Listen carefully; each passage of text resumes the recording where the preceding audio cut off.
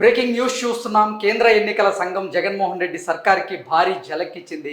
ఆంధ్రప్రదేశ్లో వాలంటీర్లపైన ఆంక్షలు విధించింది కేంద్ర ఎన్నికల సంఘం. ఆంధ్రప్రదేశ్లో సంక్షేమ పథకాలను పంపిణీ చేసేందుకు వాలంటీర్లతో డబ్బు పంపిణీ చేయొద్దు అంటూ కూడా కేంద్ర ఎన్నికల సంఘం రాష్ట్ర ప్రభుత్వానికి ఆదేశాలు జారీ చేసింది. సంక్షేమ పథకాలు అమలుకి, సంక్షేమ పథకాల పంపిణీకి ప్రత్యామ్నాయ మార్గాలను మీరు అన్వేషించాలంటూ కూడా కేంద్ర ఎన్నికల సంఘం ఆంధ్రప్రదేశ్ ప్రభుత్వానికి ఆదేశాలు అయితే జారీ చేసింది. ఈ నేపథ్యంలో ఈ అంశానికి సంబంధించి మనతో మాట్లాడేందుకు ప్రముఖ రాజకీయ విశ్లేషకులు నిమ్మగడ్డ సీతారత్న కుమారి గారు మనతో ఉన్నారు. మేడంతో మాట్లాడదాం. Madam, hi madam. హలో అండి. మేడం, జగన్మోహన్ రెడ్డి సర్కార్కి కేంద్ర ఎన్నికల సంఘం భారీ ఝలక్కిచ్చింది.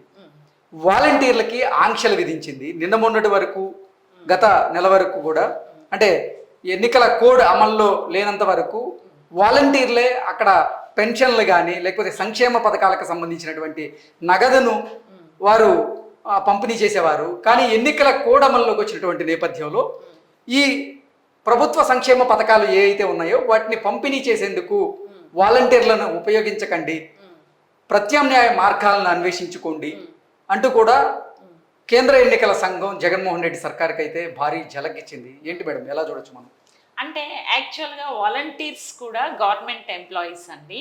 మొత్తం ఎలక్షన్ నోటిఫికేషన్ రిలీజ్ అయిన తర్వాత వ్యవస్థలు మొత్తం కూడా ఎలక్షన్ కమిషన్ అండర్లోకి వెళ్ళిపోతాయి. పోలీస్ వ్యవస్థ కానీ all government systems will go under election commission కిందకి వెళ్ళిపోతాయి. అయితే వాలంటీర్స్ కూడా అందులోకే వెళ్ళిపోవాలి.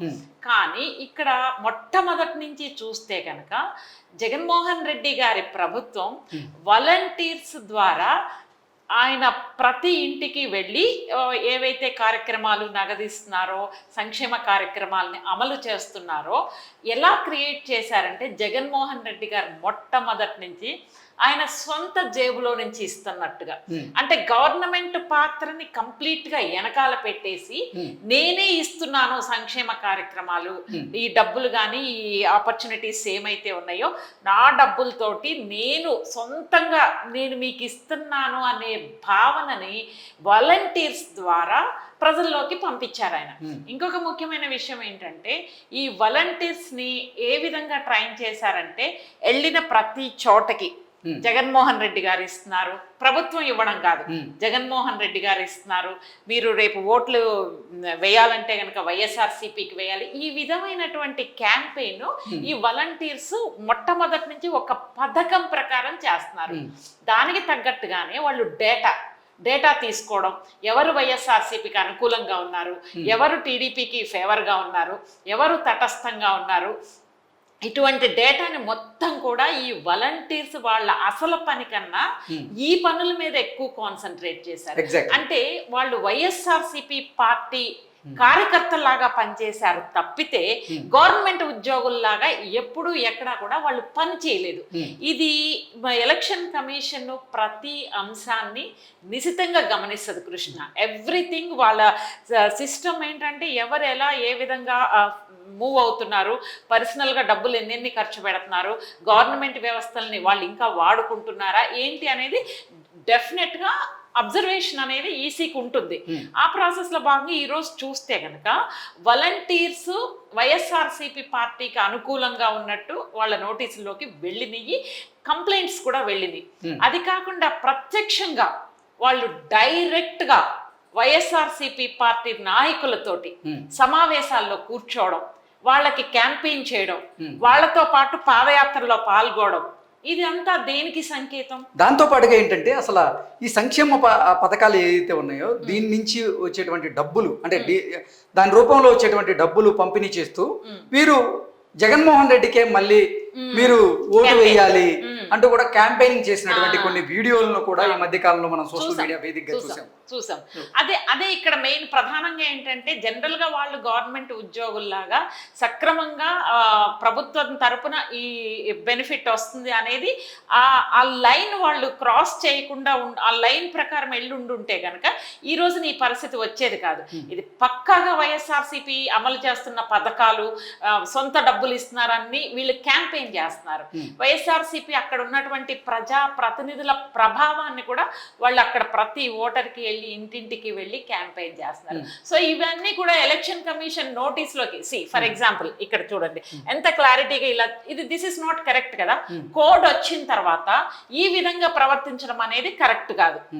డెఫినెట్ గా కానుకలు అవి ఇవి ఉంటాయి, కానీ ఈ రోజుకి స్టిల్ వాళ్ళ పార్టీ కలర్స్ కానీ వాళ్ళ ఫోటోలు కానీ ఈ రోజుకి కొన్ని ఏరియాల్లో తీయలేదు. ఈవెన్ దో ఎలక్షన్ కమిషన్ చివాట్లు పెట్టినా కూడా బరి తెగించి వాళ్ళు పాత విధానాన్నే ఫాలో అవుతున్నారు.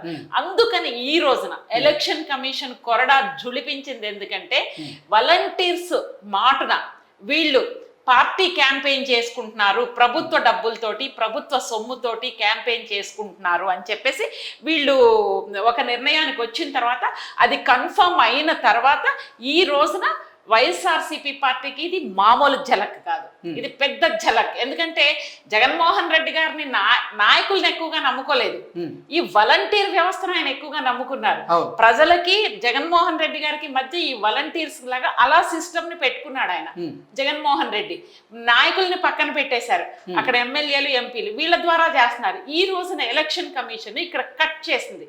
కట్ చేయడం వల్ల ఈ రోజు జగన్మోహన్ రెడ్డి గారికి ఏం చెయ్యాలో దిక్కు తోచని పరిస్థితి ఈ రోజు వీళ్ళని కట్ చేయడం వల్ల. సో దీని ప్రభావం డెఫినెట్ గా ఎలక్షన్ కమిషన్ మంచి నిర్ణయం తీసుకుంది. ఎందుకంటే ఎన్నికల ఎటువంటి ప్రభావితం లేకుండా ఎక్కడ సొంతంగా వైఎస్ఆర్సీపీ పార్టీ తరఫున క్యాంపెయిన్ చేస్తున్నారు అనే ప్రభావం లేకుండా ఈ రోజు ఎలక్షన్ కమిషన్ తీసుకున్నటువంటి నిర్ణయాన్ని డెఫినెట్ గా హర్షించాలి, అభినందించాలి. ఎందుకంటే దాన్నే వాళ్ళు వెన్నుముకలాగా నమ్ముకున్నారు వైఎస్ఆర్సీపీ పార్టీకి. సో జగన్మోహన్ రెడ్డి సర్కారు వాలంటీర్లకు ఇచ్చినటువంటి ఫోన్లను కానీ ఇతరతోనూ ప్రభుత్వం ఇచ్చినటువంటి ఫోన్లు ఇతరత్ర పరికరాలు ఉండకూడదు అంటూ కూడా ఆదేశాలు జారీ చేసింది. ఇక్కడ డెఫినెట్ గా తీసుకోవాలండి. ఎందుకంటే వాళ్ళు రూల్స్ కి వ్యతిరేకంగా కూడా డేటా కలెక్ట్ చేశారని మనం చాలా సార్లు మీడియాలో చూసాం, సోషల్ మీడియాలో చూసాము.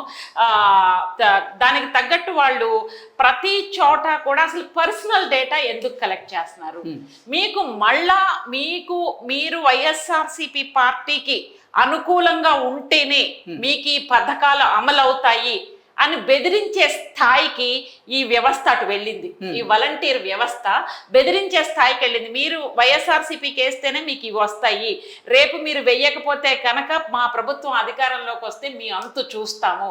ఇటువంటి బెదిరింపు రాజకీయాలకి ఈ వాలంటీర్ వ్యవస్థ చేరింది అంటే జగన్మోహన్ రెడ్డి గారు వ్యవస్థల్ని ఎంత నిర్వీర్యం చేశారు అనేది ఈ రోజున మనం ప్రత్యక్షంగా చూస్తున్నాము. ఆయనకి చట్టాల మీద గౌరవం లేదు, వ్యవస్థల మీద గౌరవం లేదు, రాజ్యాంగ వ్యవస్థల మీద లేదు. వాలంటీర్ వ్యవస్థను సొంత జేబులోని మనుషుల్లాగా వాడుకుంటున్నారు. ఇది ఎలక్షన్ కమిషన్ ఈ రోజు తీసుకున్నటువంటి నిర్ణయం చాలా చాలా ప్రజాస్వామ్యం పర్ఫెక్ట్ గా ఎలక్షన్ ప్రాసెస్ లో ఒక నిజాయితీగా కండక్ట్ చేయాలి అనే ప్రాసెస్ లో ఎలక్షన్ కమిషన్ తీసుకున్నటువంటి నిర్ణయాన్ని ఈ రోజున ఆంధ్రప్రదేశ్ లో అన్ని రాజకీయ పార్టీలు హర్షిస్తాయి అని చెప్పడంలో ఎటువంటి సందేహం లేదు Krishna. Okay madam, thank you so much.